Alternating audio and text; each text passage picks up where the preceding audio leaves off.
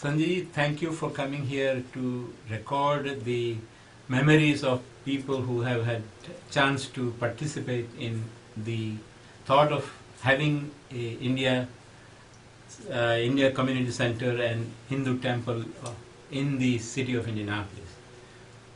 Let me give my perspective from personal viewpoint. I came here in this town in 1970 when we had already observed the existence of India Association of Indianapolis, which was a loosely organized entity with annual celebration of Diwali and some other social function, but it was mainly catering to the social need of our community. At that time, people in Indianapolis area may be counted on a finger. Perhaps maybe 15 to 20 families were prominent at that time, that is in 1970. Since I have come to this town in 1970, what I have observed is that the Indian community has been thinking about having their own place and were not able to bring together the community in a way that we can gather sufficient fund to do something. So because of my experience of working with the international community at the University of California in Davis, I took a challenge in 1979 to personally get involved and bring the Indian community together.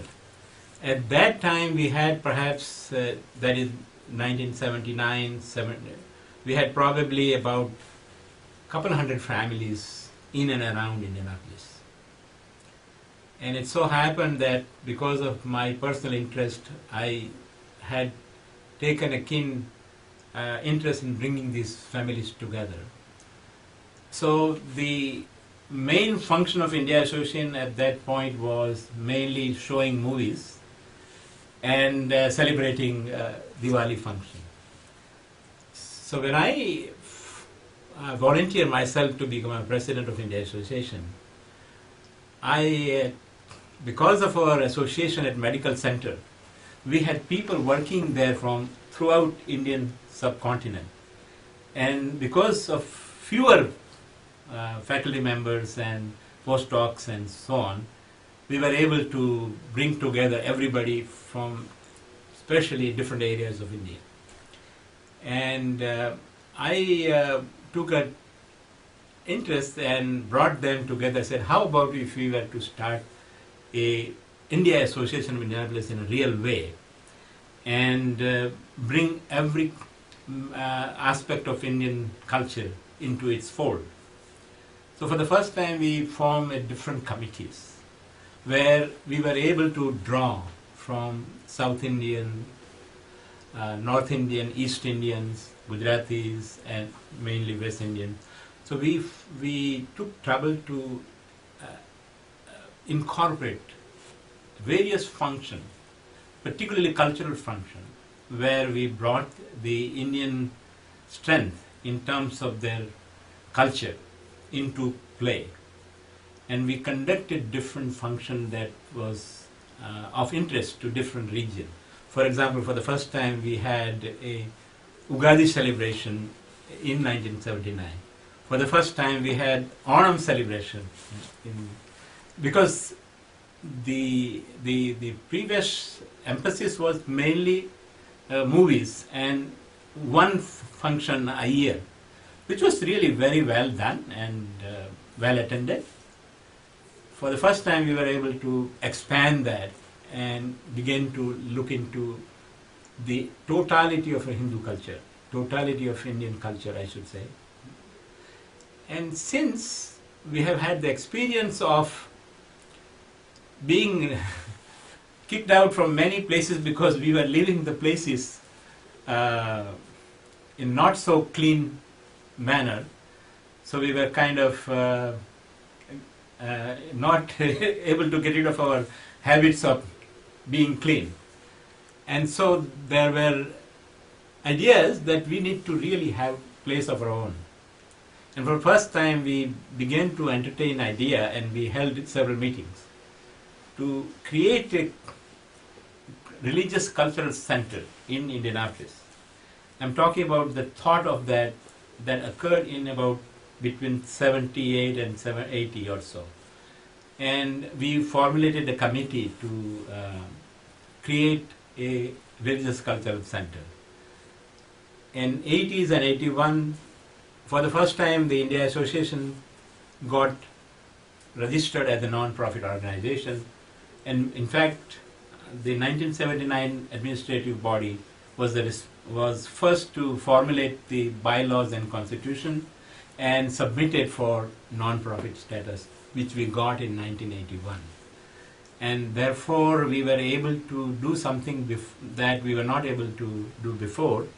We were able to collect funds, and it was now possible for people to have a tax deduction of a non-profit status.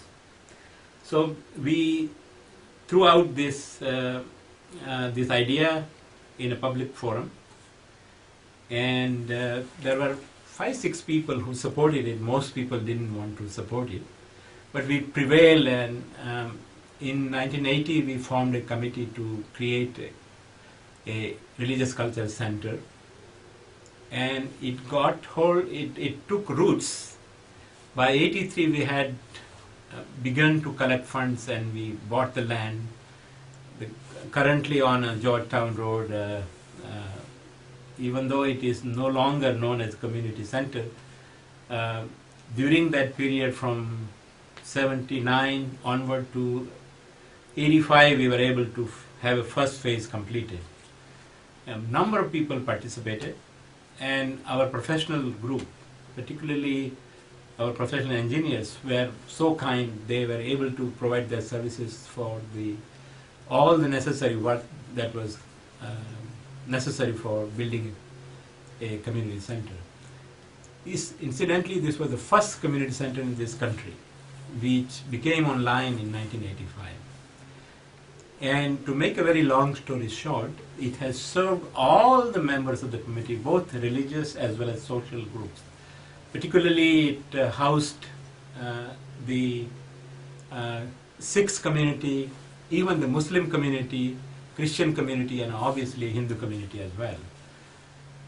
It was during the 1980 when India Association didn't yet have the community center, but we began to think about having a religious activity, and we started a philosophical discourses on Gita.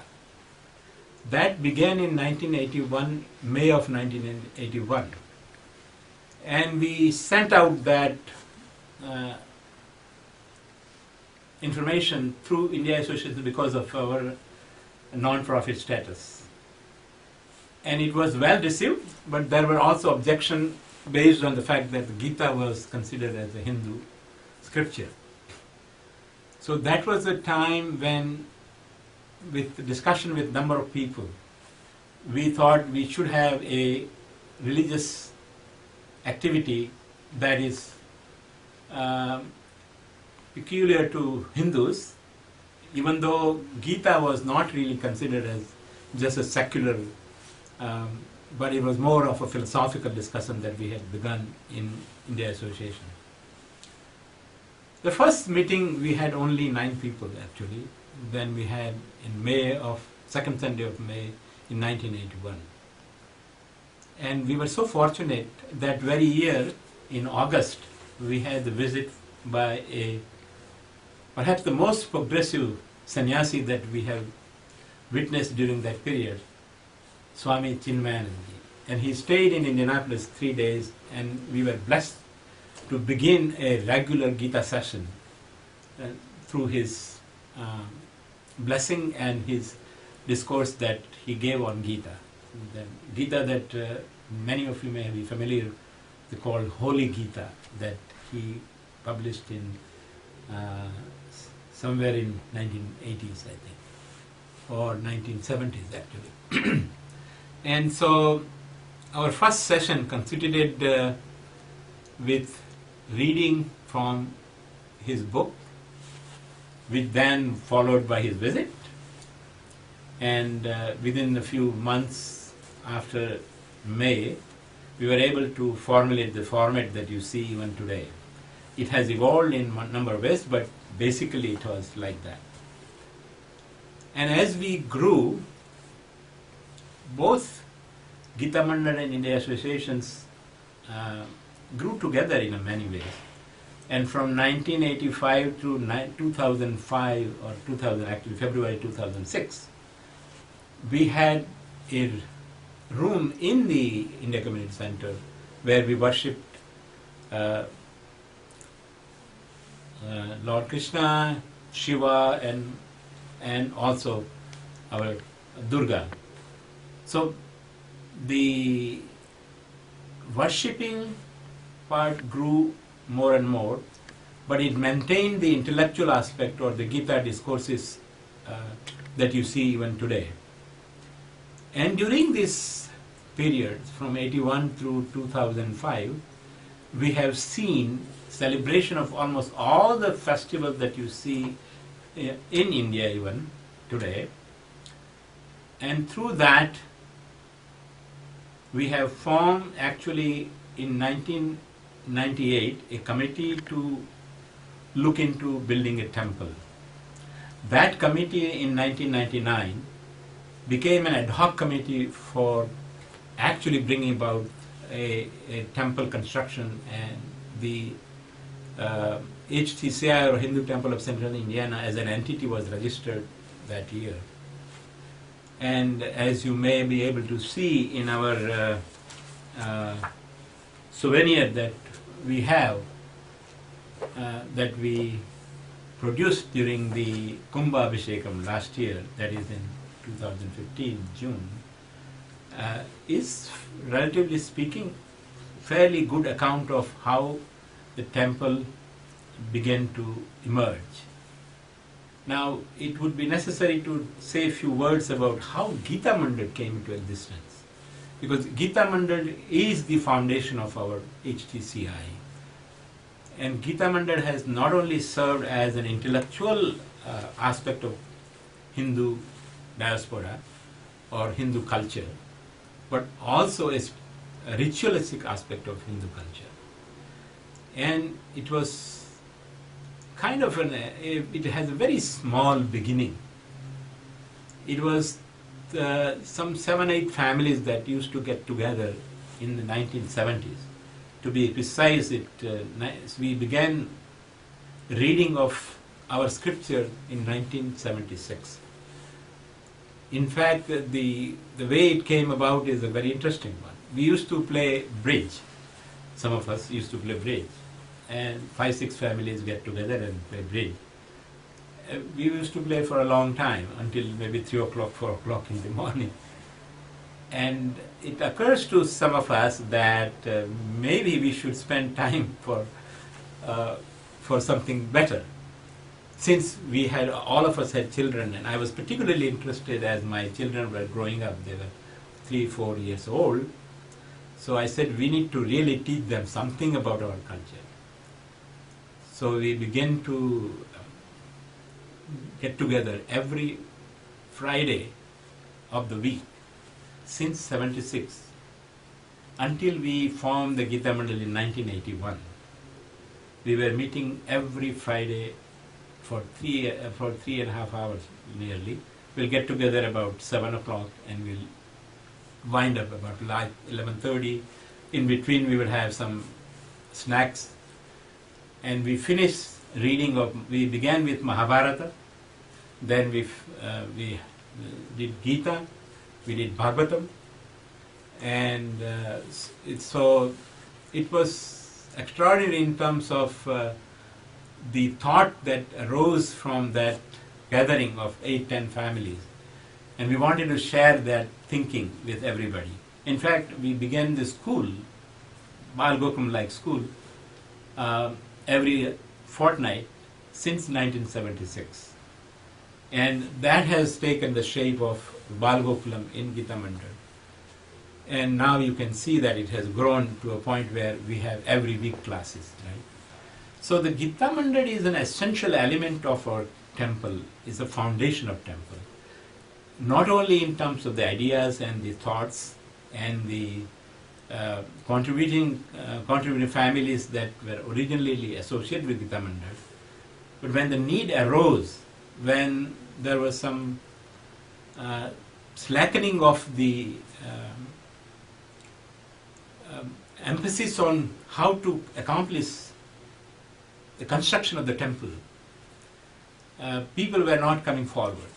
So there was a time for 3-4 years we were struggling to really go about acquiring land so we can begin to really gather the momentum for which is necessary for collecting funds. And fortunately, in 2000, a group of people came together and donated the land that you will see also again expressed in our souvenir of our Kumbhabhishekam that held from June through June 7th in 2015. And that was an impetus necessary. Not only did we hold the puja at that place, 1405 Post Road, but we also had a fundraiser, and we were able to have a pledge of $1.5 million, which really got us going.